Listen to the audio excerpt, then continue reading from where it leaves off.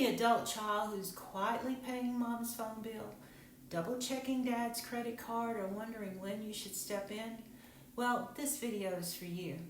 Today I'll show you exactly how to start the money conversation, set up the right documents, block scams, and build a very simple system that protects your parents' independence and their savings. And then stick around to the end and I'll tell you how to get a one-page financial checklist for free. I'm Dorothy, a productive aging specialist and realtor, and I help seniors and their families navigate the money and move puzzle.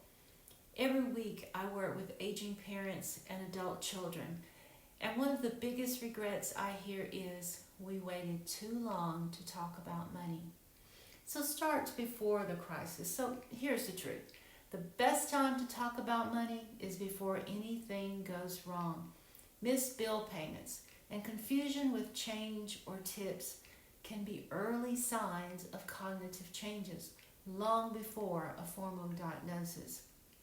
And that's your cue to check in, not to take over. So keep it respectful and say to your parents, I want to make sure your financial systems keep working your way. Can we map things out together? And then lock in two legal documents. There are two documents that do most of the heavy lifting.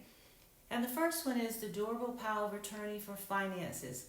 This lets a trusted person step in to pay bills, manage accounts, and protect assets. And then the second one is the healthcare proxy or the medical Payee plus the HIPAA release, which will give you the ability to talk to your mom's medical doctors and also the medical billing. These are state specific, so have them drafted by an estate planning attorney. Don't wait. Having them avoids expensive public guardianship battles later. The Social Security rule almost nobody knows. It's quick but crucial. A financial POA does not let you manage Social Security benefits for your parents. If your parents need help with benefits, the Social Security Administration will appoint a representative payee. And your parents can even do this in advance if they want to, by just going to their My Social Security account and setting it up. Then build a one-page financial map. So sit down together with your parents and list things like bank accounts, investments, pensions, Social Security, insurance policies, their mortgage, the HOA, the utility accounts, the medical bills, advisors, and passwords, or where the password manager is and when all the bills are due each month. Keep a secure copy and share it with whoever's name is on the POA. That single sheet can save weeks of detective work if there's a hospitalization or move. Then you can add trusted contacts on those investment accounts. Ask each financial brokerage to add a trusted contact, someone they can call if they see red flags or can't reach your parent. It doesn't give you account access.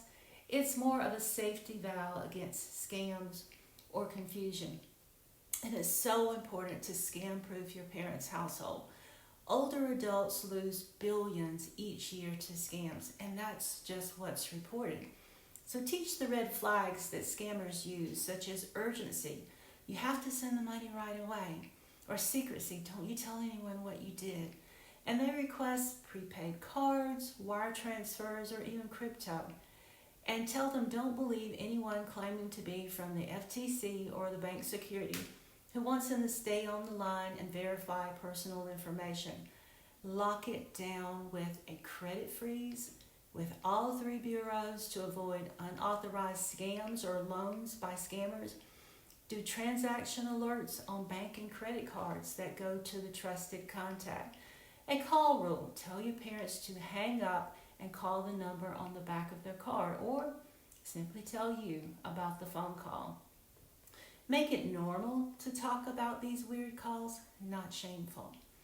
Then automate essentials and add guardrails. Put auto pay on most of these bills, such as the utilities, the insurance, the mortgage, or the HOA, and do spending alerts and lower limits on your parents' credit cards. And if tech comfortable, Use a view-only dashboard so adult children can spot late payments without touching the funds. If you use an app, be sure you read the data sharing and security policies first. Then create a care budget. A care budget will allow your parents to decide how they want their money spent on their behalf. Caring for aging parents is so expensive, so help them develop a plan for the future. Some things to consider is, what if mom needs transportation to the doctor twice a week? What's the cost of in-home help in your area?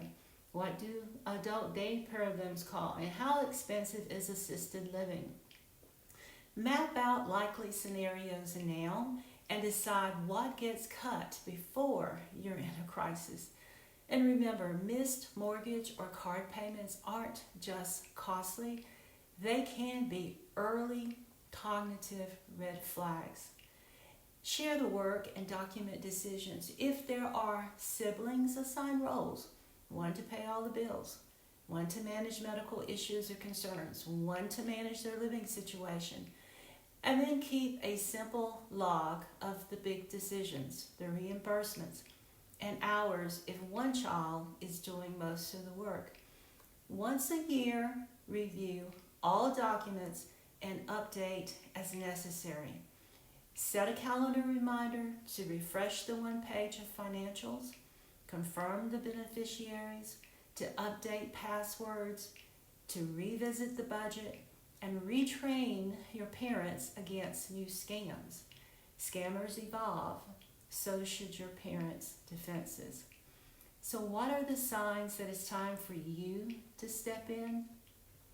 Well, it's when you notice consistent late fees or unopened mail, calls from collectors, or confusion paying at the store. Pair these with a compassionate check-in by you, and if needed, a medical evaluation. And remember, money mistakes can precede memory diagnosis by years. Your goal is support, not control. So what do you say? Try this. Well, Dad, I want your money managed your way. Even if you never need a hand, can we write down where things are and add me as a trusted contact? You'll stay in the driver's seat. I'll just be your backup. Then book an attorney to draft the POA, the health proxy, the HIPAA release. And while you're there, also review the wills, the beneficiary designations, and the state-specific forms. Now, before you go, I've got a free gift for you. It's my financial checklist that will help you stay on track and avoid costly mistakes. It's yours, completely free. Just email me at dorothyrainey@ddrrealty.com. That's dorothyrainey@ddrrealty.com. And make the subject line financial checklist, and I'll send it right to you. Do it now while you're thinking about it. This is the exact checklist I use with my clients, and I know it works. So if you found this information helpful today, then please subscribe for future information.